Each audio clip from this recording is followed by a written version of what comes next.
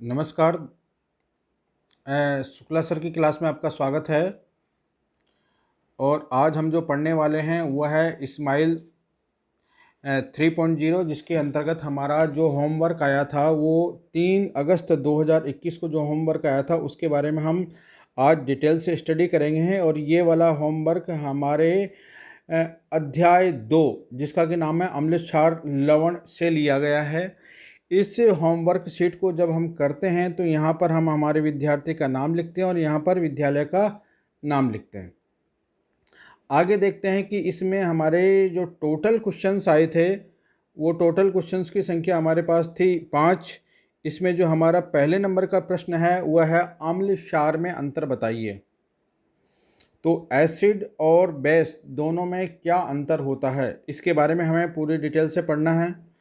तो देखिए, सबसे पहले हम अंतर को देख लेते हैं। अंतर यह है कि अम्ल और क्षार में निम्नलिखित अंतर हैं। पहला अंतर है कि अम्ल स्वाद में खट्टे होते हैं और क्षार स्वाद में कड़वे होते हैं। दूसरा, अम्ल नीले लिटमस पत्र को लाल कर देते हैं जबकि वही क्षार लाल लिटमस पत्र को नीला कर देते हैं। तीसरे नंबर का अंतर है कि हम जानते हैं कि अम्लों की पीएच 7 से कम होती है, मतलब 0 और 7 के बीच होती है। ठीक है।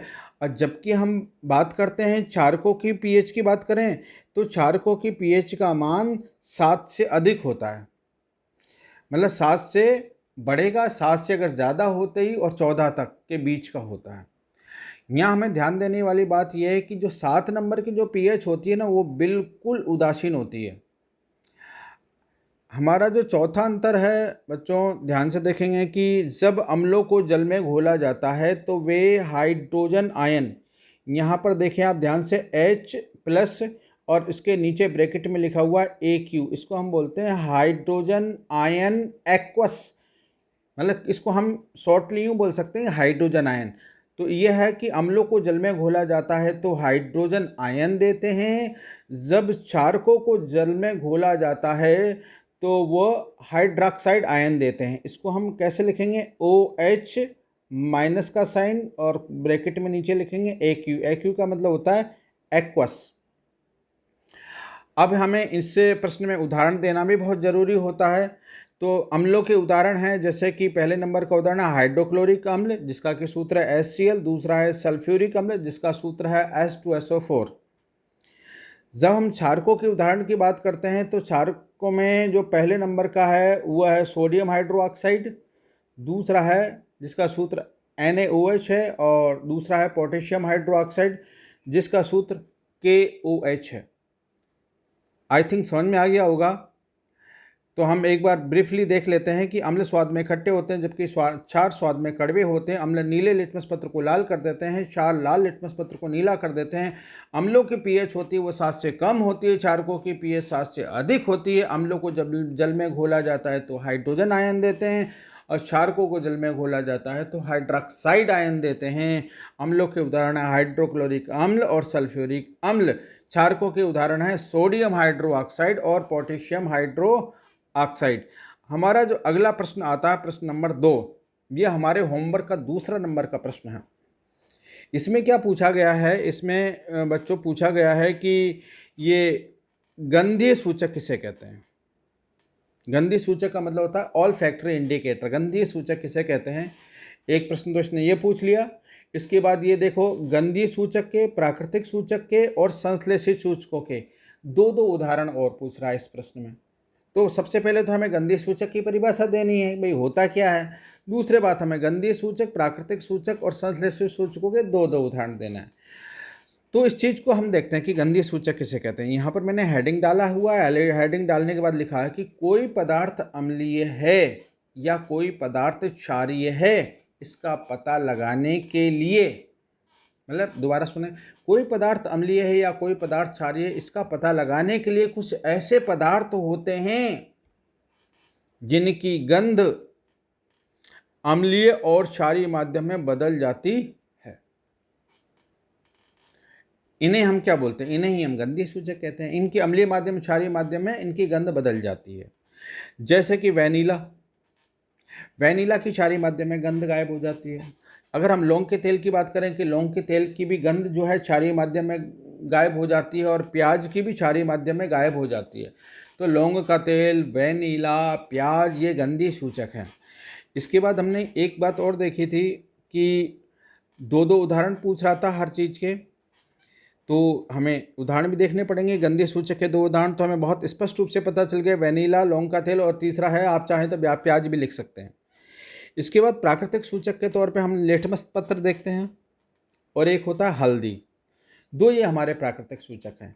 अम्ल क्या काम करते हैं? लिटमस के साथ अम्ल लाल लिटमस पत्र को नीला कर देते हैं और क्षार नीले लिटमस पत्र को लाल कर देते हैं। अगर हम हल्दी की बात करें तो हल्दी के साथ अम्ल तो कोई क्रिया नहीं करते हैं, लेकिन क्षार लाल रंग देते हैं। अगर हम संश्लेषित सूचक की बात करें तो संश्लेषित सूचक ये वे सूचक होते हैं जो प्रयोगशालाओं में बनाए जाते हैं, उन्हें हम संश्लेषित सूचक कहते हैं। इसमें दो उदाहरण हैं, नाम पूछा हुआ, एक तो है फेनाप्थलीन सूचक, दूसरा है मेथिल ऑरेंज सूचक। ध्यान रखना बच्चों, ये एग्जाम में आते हैं। इसने तो एक ही प्रश्न में सारे पूछ लिए, लेकिन एग्जाम में ऐसे आते हैं कि संश्लेषित सूचक के दो नाम बताइए, एक प्राकृतिक सूचकों के दो नाम बताइए, या गंधीय सूचकों के दो नाम बताइए। तो इसने यहीं पर पूरा कवर कर लिया। बहुत अच्छा प्रश्न है। आगे का हम प्रश्न देखते हैं।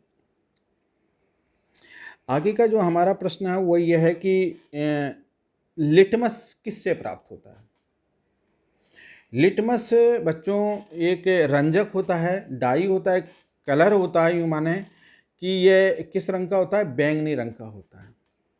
और ये किससे प्राप्त होता है? यहाँ पर लीचेन लिखा हुआ है, लीचेन से प्राप्त होता है, जिसको कि अपन जनरल सामान्य भाषा में लाइकेन बोलते हैं। लाइकेन से प्राप्त होता है। ठीक है, हम चूँकि हमारी बुक में इसका प्रोनाउंसिएशन लीचेन है और इंग्लिश में भी इस तरह, तो हम इसको लीचेन ही बोलना। ऐसा ओरिजिनल प्रोनाउंसिएशन इसका है लाइकेन। एक थैलोफाइटा पादप वर्ग के समूह होते हैं जिसमें शैवाल आते हैं। शैवाल के साथ जब कवक मिक्स हो जाता है तो इस प्रकार के स्पीसीज को हम बोलते हैं लाइकेन बोलते हैं। इन लाइकेन से ही प्राप्त किया जाता है। ध्यान रह जाएगा ये प्रश्न, बड़ा सिंपल ही है। अब हमारा अगला प्रश्न देखते हैं। पहले ये अगले वाला प्रश्न है, प्रश्न नंबर 4, बहुत खतरनाक है, थोड़ा समझना जरूरी है इसके लिए। तो हम पहले प्रश्न को समझेंगे तरीके से। देखो, चूने के पानी में, ये पानी काय का है? चूने का पानी है। बड़ी सिंपल सी बात। चूने के पानी में कार्बन डाइऑक्साइड गैस आपने प्रवाहित कर दी तो चूने का रंग दूधिया हो जाता है। ये बात भी क्लियर है कि चूने के पानी में कार्बन डाइऑक्साइड गैस प्रवाहित करने पर चूने का रंग दूधिया हो जाता है। अब प्रश्न ये पूछ रहा है क्यों हो जाता है? बड़ा सिंपल सी बात ये कि भाई चूने के पानी में कार्बन डाइऑक्साइड गैस प्रवाहित करने पर चूने का पानी दूधिया क्यों हो जाता है? एक इसका उत्तर देना, एक तो इसका उत्तर देना। दूसरी बात है, अगर इसमें अत्यधिक मात्रा में कार्बन डाइऑक्साइड गैस प्रवाहित की जाए, अगर और ज़्यादा गैस प्रवाहित कर दी जाए तो क्या प्रभाव पड़ेगा? और एक तीसरी बात ये पूछ रहा है, यहाँ होने वाली अभिक्रियाओं का समीकरण भी लिखिए। समीकरण भी लिखनी है हमको। तो यहाँ पर हम देखते हैं, आई थिंक प्रश्न समझ में आ गया होगा। अगला हम इसका उत्तर देखते हैं। देखिए आप, जब चूने के पानी में कार्बन डाइऑक्साइड गैस प्रवाहित की जाती है तो कैल्शियम कार्बोनेट का श्वेत अवक्षेप बनता है। किसका बनता है? कैल्शियम कार्बोनेट का श्वेत अवक्षेप। अवक्षेप का मतलब होता है वो जल में घुलेगा नहीं, ठीक है, अघुलनशील होता है वो। कैल्शियम कार्बोनेट का श्वेत अवक्षेप अघुलनशील बनता है, जिसकी वजह से चूने का पानी कैसा दिखाई देने लग जाता है? दूधिया हो जाता है, यानी कि मिल्की हो जाता है। इसकी रासायनिक समीकरण ये दे रखी, देखो आप। जब कैल्शियम हाइड्रोक्साइड में कार्बन डाइऑक्साइड गैस प्रवाहित की जाती है तो कैल्शियम कार्बोनेट का श्वेत अवक्षेप प्राप्त होता है और साथ में जल भी बनता है। इसकी वजह से दूधिया हो जाता है। अगला प्रश्न उसने और पूछा था कि अगर कार्बन डाइऑक्साइड गैस और प्रवाहित कर दी जाए तो क्या होगा? तो इसका उत्तर है कि अत्यधिक मात्रा में कार्बन डाइऑक्साइड गैस प्रवाहित करने पर दूधिया रंग गायब हो जाता है। बिल्कुल दूधिया रंग गायब हो जाएगा और आपका जो विलियन है ये कैसा हो जाएगा? कलरलेस, रंगहीन हो जाएगा, कोई रंग नहीं रहेगा। अब इसका कारण भी बताना पड़ेगा ना। इसका कारण यह है कि अत्यधिक मात्रा में कार्बन डाइऑक्साइड गैस प्रवाहित करने पर बच्चों बनता है कैल्शियम बाइकार्बोनेट। क्या बनता है? Calcium bicarbonate. ध्यान एक बार वो नाम वापस सुन लो, कैल्शियम बाइकार्बोनेट। और ये जल में घुल जाता है, घुलने की वजह से वो दूधिया रंग गायब हो जाता है। इसके नीचे रासायनिक समीकरण दे रखी है, देखिए कैल्शियम कार्बोनेट है CaCO3। इसमें जल, ये वाला ऊपर वाली सिचुएशन है, देखें आप ध्यान से, ये वाला कैल्शियम कार्बोनेट और ये जल, ये कैल्शियम कार्बोनेट, ये जल तो पहले से ही था। अब इसमें अपन ने एक्स्ट्रा चीज़ और क्या मिला दी? कार्बन डाइऑक्साइड और मिला दी, तो हमारा एक नया पदार्थ बनता है कैल्शियम बाइकार्बोनेट। यहाँ पर आप स्क्रीन में देखें, आप कटा हुआ है यहाँ पर, इसका पूरा सूत्र देखेंगे आप। इसका पूरा सूत्र है Ca, यहाँ लिख ही देते हैं हम, कैल्शियम बाई कार्बोनेट और नीचे ब्रैकेट के नीचे है 2, ये है इसका सही सूत्र, कैल्शियम बाइकार्बोनेट। ठीक है, यहाँ 2 कटा हुआ था, यह लिखना जरूरी था हमारा। आप देखते हैं अगला प्रश्न है, लास्ट प्रश्न है। तो अगला प्रश्न ये है कि सफ़ेद कपड़ों पर लगे हल्दी के दाग को, सफ़ेद कपड़े हैं, मतलब यूँ मानिए कि आपने सफ़ेद कपड़े पहन रखे, उस पर हल्दी के दाग लग गए हैं। अब जब आप साबुन रगड़ते हैं, अब साबुन रगड़ेंगे तो क्या होगा? क्या प्रभाव पड़ता है? ये पूछ रहा है क्या प्रभाव पड़ता है और क्यों, क्यों भी पूछा, कारण भी बताना। अरे यार, बड़ी सिंपल सी बात है कि सफ़ेद कपड़ा है जिस पर हल्दी के दाग लग गए, उस पर साबुन लगाओगे तो हल्दी का जो पीला रंग होता है ना, पीले दाग, वो कैसे हो जाते हैं? लाल हो जाते हैं। बिल्कुल सिंपल सी बात है, पीले दाग कैसे रंग में बदल जाते हैं? लाल रंग में बदल जाते हैं। अब क्यों, ऐसा क्यों हुआ? इसका कारण यह है कि हल्दी एक प्राकृतिक सूचक है, एक नेचुरल इंडिकेटर है, और जो क्षार के साथ क्रिया करके कैसा रंग देता है? लाल रंग देता है।